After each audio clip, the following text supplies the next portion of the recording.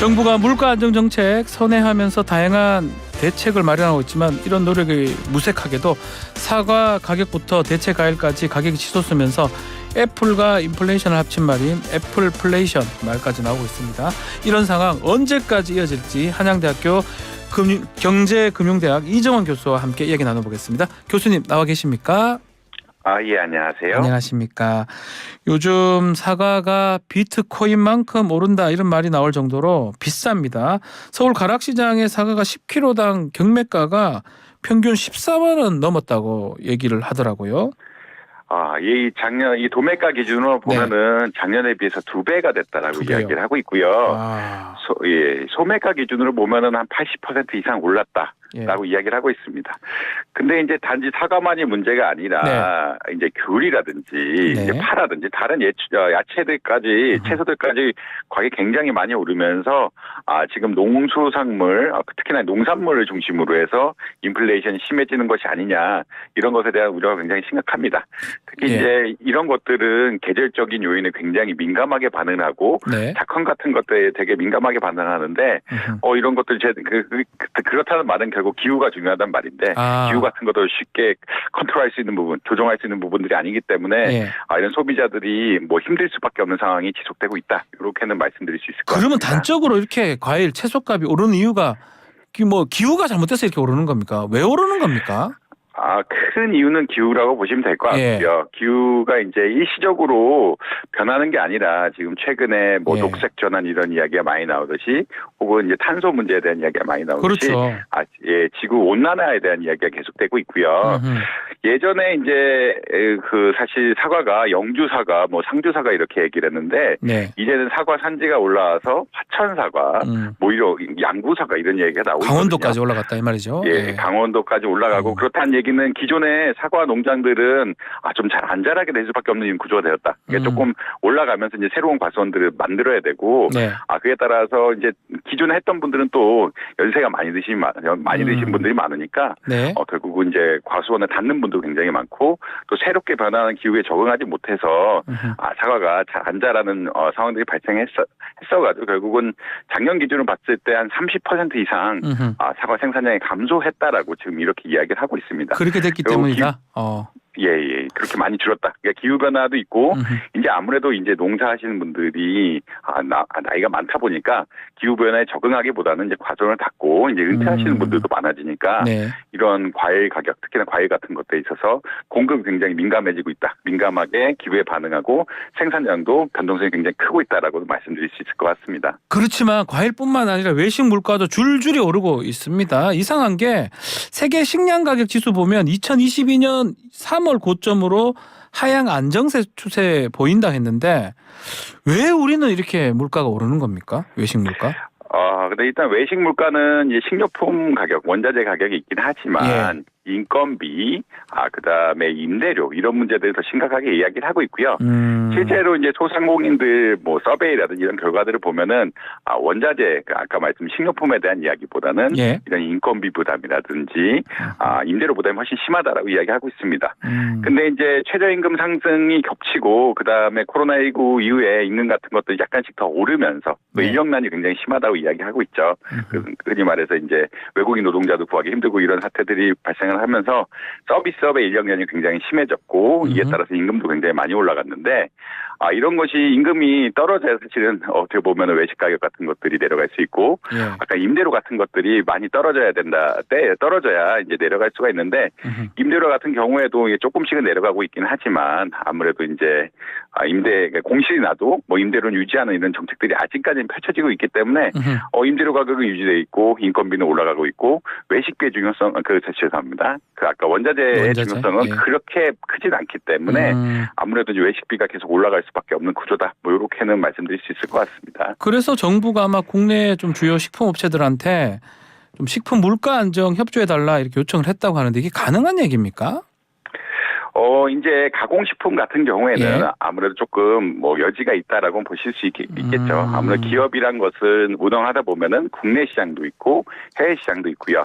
특히나 작년에 이제 K푸드가 굉장히 잘 됐죠. 뭐 라면이라든지 혹은 다른 만두 이런 것들이 수출이 굉장히 잘 되면서 어떻게 보면은 작년에 이제 흔히 말하는 식품 업체들의 영업이익이라고 보통 이야기하는데 어떤 수익성은 그렇게 나쁘지 않았습니다. 네. 그러니까 이제 그게 국내 시장에서 손해 본 것을 해외 시장을 적극적으로 좀 만회를 하면서 수익성을 올렸다고 보시면 될 것 같은데 그렇다는 이야기는 국내 시장에서 수익률을 조금 낮추고 해외 시장에서 수익률을 적절하게 유지하는 방식으로 그 해외 시장 크기를 늘리는 방식으로 해서 가격을 뭐 덜 인상하거나 아니면 유지하는 정도의 정책들은 아마 협조를 받아서 하실 수는 있을 것 같다. 기업들이 할 수는 있을 것 같다라고는 말씀드릴 수 있는데 근데 이제 가격을 내리거나 하는 것은 아무래도 이제 이 국내에 있어서 마진이 너무 작기 때문에 네.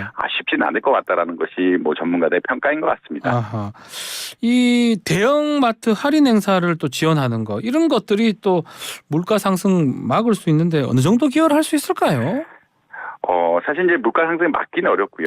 그리고 지금 물가 상승도 문제지만 이미 물가가 많이 올라서 지금 그렇죠. 물가라는 것이 보통 수준이 있고 상승이 있는데 예. 코로나19 이전하고 그 앵커님들 이렇게 돌이켜보시면 굉장히 많이 올랐죠. 이제 뭐 3, 40% 예. 이상 올랐다고 생각을 하고 예. 이제 더 이상 올리면 안 된다라는 이제 정부의 각오로서 물가 상승률을 억제하자 그런 차원에서 할인 행사라든지 아니 말하는 이제 그 식품을 댈 때 그 가격에 대해서 이제 어쩌면 원자재 가격을 좀 낮춰주겠다라는 바우처라는 쿠폰 같은 것을 제공해주겠다라는 그런 이야기를 하고 있거든요. 예. 결국은 이제 소비자들이 실제로 느끼기에는 그리 크진 않을 거다라고는 뭐 예측할 수 있는 게 이미 너무 높아졌다. 그리고 지금 하고 있는 것은 아무래도 이제 가격이 추가적으로 오르는 것은 막는 이런 정책이라고 보시면 될 것 같고 네. 그럼에도 불구하고 이런 정책을 피지 않는다 그러면 너무나도 이제 물가가 더 빨리 오를 가능성들이 있기 때문에 정부는 그런 입장에서 눈에 좀 보긴 어렵고 손에 잡히기는 좀 어려운 정책이긴 하지만 그럼에도 불구하고 할인을 적극적으로 피고 할 수밖에 없는 상황이다라고 보시면 될 것 같습니다. 교수님, 물가 상승 언제까지 이어집니까? 이제 정부가 보기에는 이제 뭐 지금 흔히 물가 상승률이 3% 조금 넘었다라고 이야기를 하고 있고요.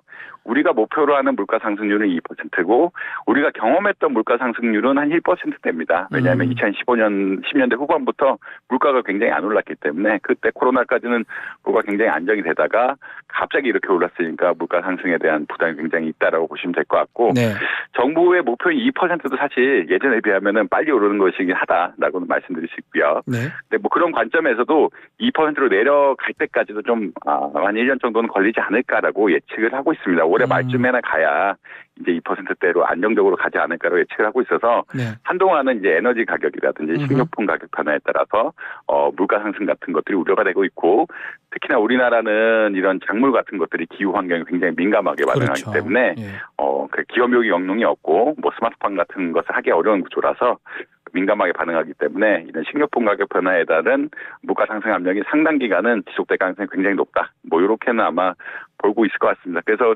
전망에 따르면 뭐 올해 말이나 돼야 간신히 이제 좀 물가가 안정되지 않을까 이렇게 이야기를 하고 있는 게 사실입니다. 다음 주면 올해 2분기 전기료 인상 여부도 결정이 될 것 같은데 뭐 이번에도 동결 가능성이 높은 겁니까? 사실 이번에 동결 가능성이 높다고 평가하는 이유가 몇 가지가 있습니다. 결국은 작년에 너무 많이 오른 것이 아니냐. 작년에 한 5번 정도 올리면서 전기료 인상에 대한 부담이 좀 심각했다. 그러면 이제 조금 쉬어가야 될 타이밍이 아니냐라는 그런 이야기들이 나오고 있고요. 두 번째로는 이제 전기료가 오르니까 다른 공공요금도 굉장히 많이 올랐거든요. 뭐 버스비 요새 지하철 타면은 많이 올랐다라는 느낌을 팍 받게 되는데 마을 버스비도 굉장히 많이 오르고 다른 공공요금들이 굉장히 많이 올랐습니다. 그렇다는 이야기는 전기료를 오르게 되면은 또 다른 물가 상승 압력을 자극할 수가 있고 우리가 정부가 목표로 하는 2%의 목표 물가를 달성하는데 또 장애에 들 수가 있기 때문에 조금 속도 조정을 할 것이다라고는 볼 수 있을 것 같습니다. 지금 그리고 한전이 흑자는 간신히 유지할 것이라고 생각을 하고 있거든요. 이제 물론 빚을 갚아내가야 되는 문제이긴 하지만 흑자는 올해 뭐 유지하지 않을까 정도로 생각을 하고 있어서 속도 조절을 조금 할 가능성이 아마 높은 게 아니냐.